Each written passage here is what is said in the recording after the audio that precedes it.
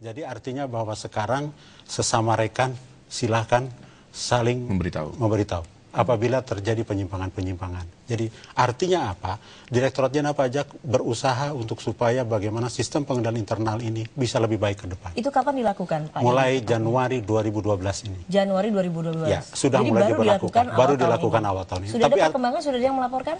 Artinya bahwa ini kan sesuatu yang menarik. Walaupun mungkin sampai dengan detik ini belum. Tetapi bahwa ini sudah Direktorat Jenderal Pajak satu-satunya institusi yang katakan bahwa yang mulai memberlakukan sistem ini.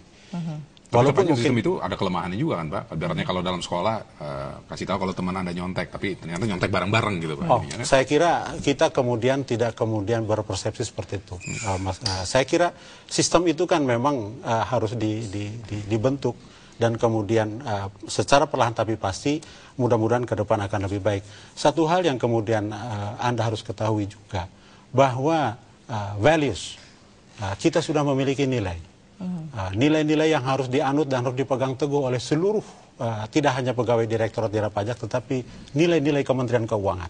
Dari mulai berbicara tentang integritas, profesionalisme, sinergi, pelayanan dan kesempurnaan. Ini diharapkan bahwa ke depan ini menjadi bagian dari keseharian pegawai dan aparat Direktorat Kalau kita Jenderal mungkin tarik dulu ke kasusnya Gayus, terjadi tahun lalu sebetulnya. Tahun 2010. Tahun 2010. Apa sebetulnya langkah-langkah yang sudah dilakukan dari Dirjen Pajak untuk mencegah kasus ini terulang kembali? Satu yang kemudian kita lakukan adalah sistem pengawasan internal kita. Kita memiliki unit kepatuhan internal.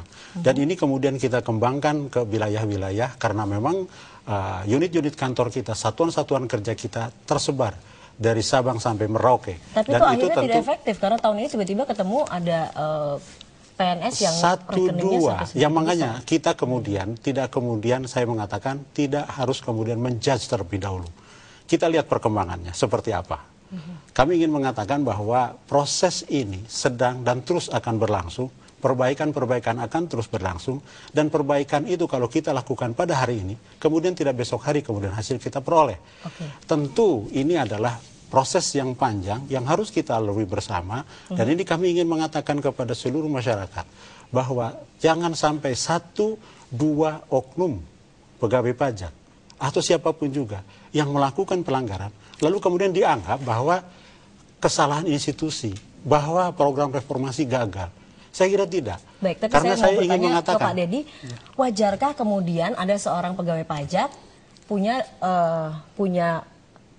harta sampai 60 miliar rupiah, Bapak sendiri pegawai pajak, apakah mungkin kemudian mendapatkan uang itu misalnya dari... Nanti saya mengatakan, kita tidak bisa mengatakan sekarang, karena belum ada fakta hukum.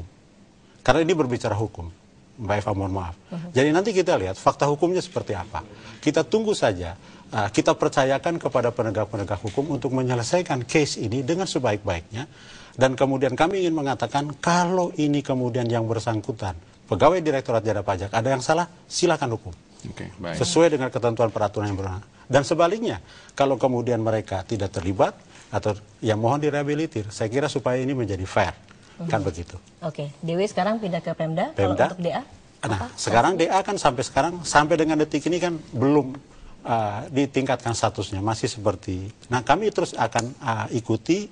Karena kalau memang sudah ditingkatkan statusnya, misalnya TSK, maka kemudian harus diikuti oleh prosedur administrasi kepegawaian kita sesuai dengan peraturan pemerintah 53 tahun. Dilakukan pemecatan begitu? Tidak langsung pemecatan, karena harus ada skorsing terlebih dahulu, Mbak. Skorsing itu artinya pemberhentian sementara sampai dengan proses keputusan bersalah atau tidak bersalahnya inkrah. Artinya punya ketetapan hukum, dan kalau sudah ketetapan hukum itu berlaku dari proses pengadilan, maka kemudian ditetapkan statusnya, status kepegawaian seperti apa. Dan itu adalah peraturan pemerintah 53 tahun 2010 seperti itu. Satu hal, Pak, yang ingin juga kami katakan bahwa kepada masyarakat, supaya kemudian ini berimbang, bahwa kenapa kami mengatakan bahwa program reformasi ini harus jalan terus. Termasuk di dalamnya salah satu komponennya adalah masalah remunerasi. Bahwa banyak indikator-indikator keberhasilan kita, keberhasilan Direktorat Jenderal Pajak dalam program reformasi ini. Ingin kami katakan, satu, survei independen, lembaga-lembaga independen yang menyatakan bahwa, contoh saja misalnya, kami di KPP Wajib Pajak Besar pada tahun 2006 setelah dilakukan survei, dan itu mengatakan bahwa pelayanan dan integritas pegawainya itu memperoleh nilai yang luar biasa. Jadi ada ditentukan dengan indeks, EQ Index itu 81, skornya 0 sampai 100. Tahun 2007, tahun 2008 juga itu dilakukan oleh S.I. Nielsen, lembaga independen yang mencoba melihat bagaimana aspek pengawasan, aspek integritas dan aspek pelayanan kita itu. Dan yang lebih hebat lagi, mohon maaf Pak, bahwa KPK sendiri sudah melakukan survei terhadap kita, dan apa yang disebut dengan PIAK, penilaian inisiatif anti korupsi, KPK memberikan skor 9,73 dari skala 0 sampai 10, dan kemudian promosi anti korupsinya memberikan nilai 9,82 dengan 0 dari 10 skalanya. Dan itu saya kira menggambarkan bahwa sebetulnya keberhasilan program reformasi kita itu sudah mengalami hal yang positif. Oke, untuk sementara itu kasus ini kita lihat dulu bagaimana perkembangan selanjutnya hasil penyidikan ke depan. Untuk sementara kita tutup dulu perbincangan siang ini. Baik. Terima kasih, Terima kasih. Mas Dirjen Pajak Pak Dedi Rudai.